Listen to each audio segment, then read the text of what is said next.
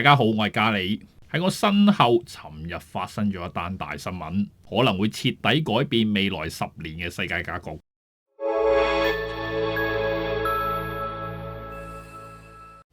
大家記唔記得瑞士有個叫做達沃斯世界經濟論壇？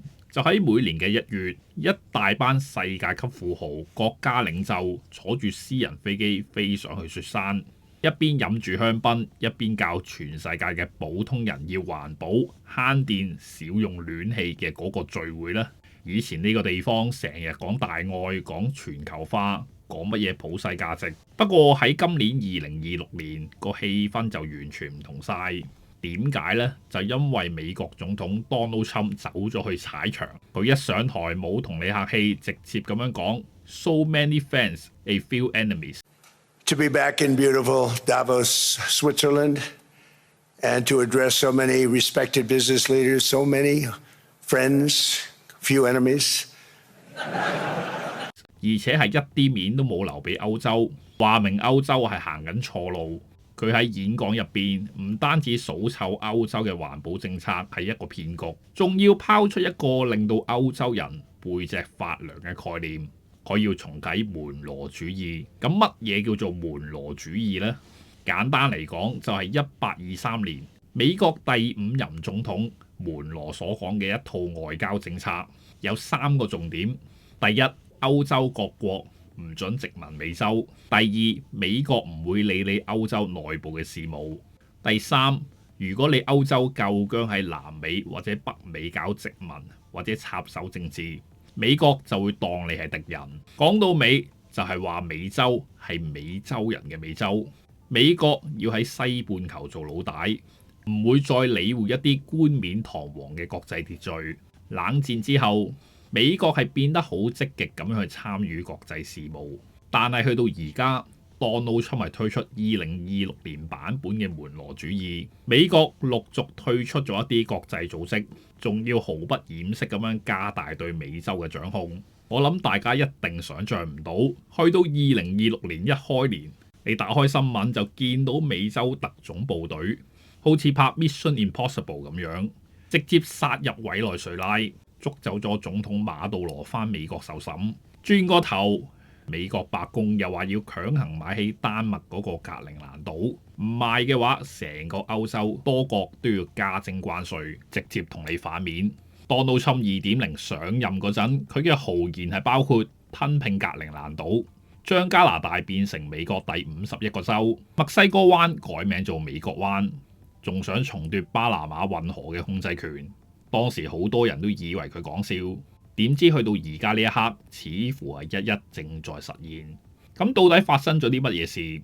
點解美國會由一個世界警察變成一個只顧自己嘅惡霸？而且點解要同歐洲逐漸切割？歐洲嘅盟友面對 Donald Trump 嘅強勢，最後竟然係冇得揀，只能夠乖乖地跪低。今日我哋就嚟一齊睇下 Donald Trump 喺達沃斯演講點樣震撼全世界。首先第一個問題就係美國點解要戰略收縮呢？一直以嚟大家都覺得美國嘅荷包係可以無限印錢，但係去到2025年有個數字係嚇死人，美國國債係衝破咗38兆美元，即係相等於38萬億嘅美元。但係最恐怖嘅唔係呢個總數，而係利息支出。喺高息環境底下，美國政府每年還債嘅利息支出竟然係已經超越咗佢嘅國防預算。咁即係點呢？即係冇辦法再玩落去啦。既然冇錢，美國對盟友嘅態度就由大佬變成咗收數佬，而 Donald Trump 政府就覺得美國係做咗10幾年嘅老親，北約軍費支出好大部分都係由美國承擔。所以喺上年 Donald Trump 已經喺海牙北約峰會上面去強行推動5% GDP 嘅國防開支目標，仲設定咗2027年係最後期限，要求歐洲各國去承擔翻常規防禦嘅全部責任。而美國嘅戰略判斷就係歐洲嘅盟友喺財政上係負擔，又喺戰略上變成咗累贅。你要我幫手，唔該先交保護費。如果你歐洲覺得俄羅斯好危險，咁你咪自己俾錢搞掂佢咯。反正美國係同歐洲隔住咗個海洋。咁講到尾，2026年嘅美國就唔再係嗰個講普世價值嘅全球霸主，而係變成咗個極度現實嘅強權。咁講翻呢一個達沃斯論壇，咁我哋都知道 Donald Trump 呢個人嘅性格，佢去到邊度都要第一時間話俾人知佢有幾威。佢喺台上面一開口就派咗一張好靚嘅成績表，佢列出咗一堆數據，核心通脹跌到去 1.6%， 經濟增長有 5.4%， 股市一年之內創咗52次新高。咁佢點樣做到呢？其實好簡單，就係鬆綁。佢炒咗27萬個公務員，直接終止咗無數咁多條嘅法例，令到啲商家容易做生意。至於能源方面，Donald Trump喺論壇上面指住歐洲嗰班領袖喺度笑，話佢哋搞嗰啲綠色新政根本就係綠色騙局。佢批評歐洲，特別係點名英國過度依賴風力發電。佢話而家啲風車係輸家，搞到歐洲嘅能源成本貴到飛起，仲要喺度輸好多錢。以前 Joe Biden 喺度搞環保，搞到美國啲油價貴晒。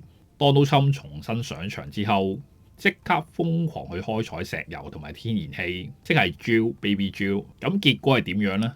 美國天然氣產量創咗歷史新高，啲油價就跌翻落嚟，通脹就開始受控。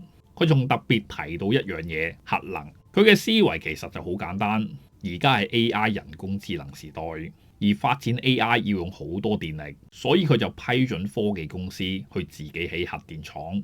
只有平價嘅能源，國家先至有競爭力。呢句説話其實就一巴車咗落去歐洲嗰塊面度，話俾佢哋聽：你哋搞環保搞到冇飯食，係你自己攞嚟衰嘅。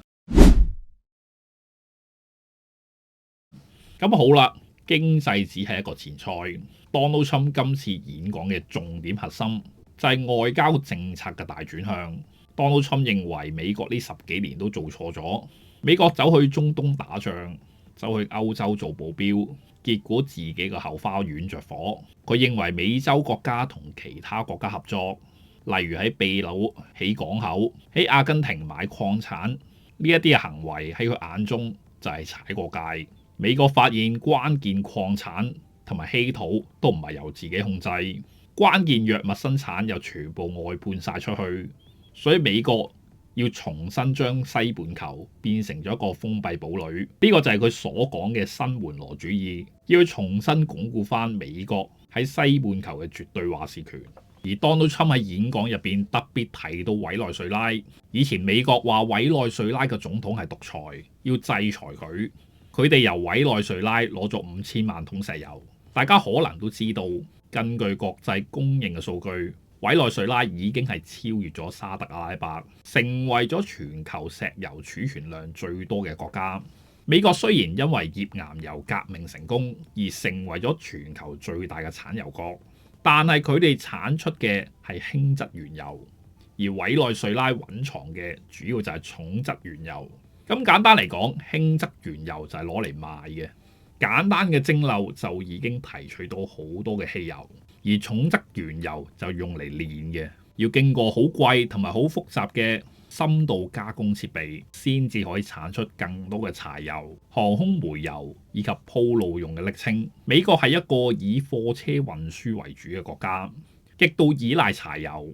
對於工業同埋運輸業發達嘅美國嚟講，重質原油係剛需。以往美國係需要由加拿大同埋墨西哥進口重油，而且個進口量非常之大。而加拿大所產嘅油又因為缺乏其他嘅市場，而絕大部分只能夠去平價賣俾美國。但係近年已經逐漸去開拓其他嘅市場，例如係中國。美國拉攏委內瑞拉，其實就係向加拿大發出信號，如果你賣得太貴，或者同美國喺度作對，美國其實都係有後備。咁當然最直接嘅作用就係美國嘅煉油廠嘅成本係可以降到最低，從而增加利潤率，繼而就可以令到國內嘅運輸成本大大降低，物價就有望向下調整。呢個就係 Donald Trump 嘅現實主義。咁歐洲又點算呢？第一，Donald Trump 認為歐洲係偽善，佢喺演講入邊瘋狂咁樣鬧非法移民問題，亦都喺度暗串歐洲當年喺度亂收難民，搞到而家治安大亂。當佢哋連自己嘅屋企門口都守唔住嘅時候，仲學乜嘢人講國際秩序呢？第二，佢又覺得歐洲係幫唔到手。佢提到俄烏戰爭呢一場仗係絞肉機，係有好多人陣亡。佢提到烏克蘭戰場上面每個月係有高達3萬名嘅士兵陣亡，所以必須要停止。佢個態度就係烏克蘭係歐洲，你哋歐洲人自己搞唔掂，又要我美國俾錢俾槍，歐洲又唔派士兵過去，又繼續俾錢俄羅斯買天然氣。依家美國同普京講數就變得好困難。佢甚至用關稅作為武器，就係為咗逼法國嘅藥廠減價，威脅向法國嘅香檳、瑞士嘅手錶加關稅。喺 Donald Trump 嘅眼中，歐洲或許就已經唔再係盟友，而係一班喺度長期黐飲黐食，仲要幫唔到手嘅窮親戚。佢心諗：我美國有石油、有糧食、有武器、有科技，仲要隔住咗一個海洋，咁歐洲得返啲乜嘢呢？除咗名牌手袋同埋一大堆嘅環保條例之外，仲有啲乜嘢籌碼喺手上面呢？而成場演講最具爭議同埋霸氣嘅地方，就係 Donald Trump 用咗好大段嘅篇幅去講美國點解一定要控制格陵蘭。大家記唔記得 Donald Trump 一上任嘅時候就已經立即講要買起格陵蘭島？當時丹麥首相仲話佢係荒謬，好多人亦都當佢係講笑。但係今次冇人笑得出。格陵蘭島喺邊度呢？咁點解咁重要呢？格陵蘭島嘅位置就喺加拿大嘅上方，喺北極圈嘅隔離。雖然佢係屬於丹麥，但係地理位置上佢係更加貼近北美洲，喺美國嘅頭頂。Donald Trump 話格陵蘭係保護美國嘅最後一塊拼圖，因為當全球氣候暖化，北極圈嘅冰層融化，航道打開嘅時候，北極圈就變成一個重要嘅戰略地位。講翻少少嘅歷史背景，其實美國同格陵蘭都係有啲嘅淵源。喺二戰期間，因為丹麥本土就被納粹德國嘅佔領，美國為咗防止德國利用格陵蘭作為跳板去攻擊北美洲，當時就全面接管咗格陵蘭嘅防務同埋供應。喺嗰幾年，格陵蘭實際上就係由美軍保護同埋運作。而喺二戰結束之後，美國本來有絕對嘅軍事控制優勢，可以賴死唔走或者強行吞併，但係當時美國就選擇咗去遵守協議，將管理權去交翻俾丹麥政府。而當時嘅杜魯門政府其實係好清楚格陵蘭嘅戰略價值，亦都曾經向丹麥政府提出用1億美元嘅黃金去購買格陵蘭，但係丹麥就拒絕咗賣地，只係同意俾美軍繼續去保留部分嘅軍事基地。今次 Donald Trump 就嘲笑丹麥喺格陵蘭嘅軍事存在，聲稱佢只係增加咗一個狗拉雪橇嘅巡邏隊，根本就冇辦法去應對現代嘅大國競爭。佢甚至乎講丹麥喺二戰嘅時候6個鐘頭就已經向納粹德國投降。咁憑乜嘢係可以守護到格陵蘭島呢？咁既然佢守唔到嘅時候，美國又會有危險，咁所以佢一定係要攞到控制權。咁丹麥的確喺二戰入邊係投降速度最快國家之一，主要原因就因為丹麥嘅地勢平坦，根本就無險可守。德國嘅坦克部隊係可以好似喺高速公路咁樣直接鏟入去首都哥本哈根。2015年上映嘅丹麥電影《開戰日》，內容講述到當納粹德軍嘅裝甲車同埋坦克殺入去嘅時候，丹麥士兵係踩住單車去到前線，用一啲輕量嘅機槍同埋幾支步槍去對抗德國。而電影嘅最後，當班士兵打到彈盡糧絕、死傷慘重、被逼投降嘅時候，班德國軍官先至好平靜咁樣同佢哋講：你哋做乜仲喺度打緊呢？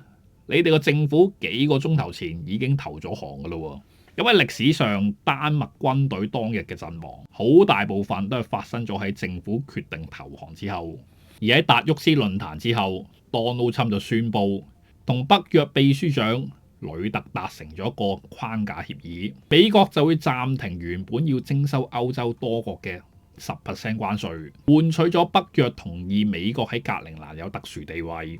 咁呢一單交易話俾我哋聽一個好殘酷嘅現實，就係冇咗美國，北約其實乜嘢都唔係。歐洲嗰班領袖當然心知肚明，所以即使幾唔情願，歐洲最後尾都係要跪低，將格陵蘭島實質嘅控制權雙手奉上，當係向美國交保護費。而格陵蘭島係擁有全球最大未開發嘅稀土礦床，亦都喺戰略位置上面係好適合俾美國去興建新一代嘅導彈防禦系統黃金穹頂嘅核心設施。而當就聲稱呢一個黃金穹頂會係以色列鐵穹嘅升級版，一旦偵測到攻擊，就會直接由格陵蘭島發射導彈去撞毀敵方嘅高速導彈。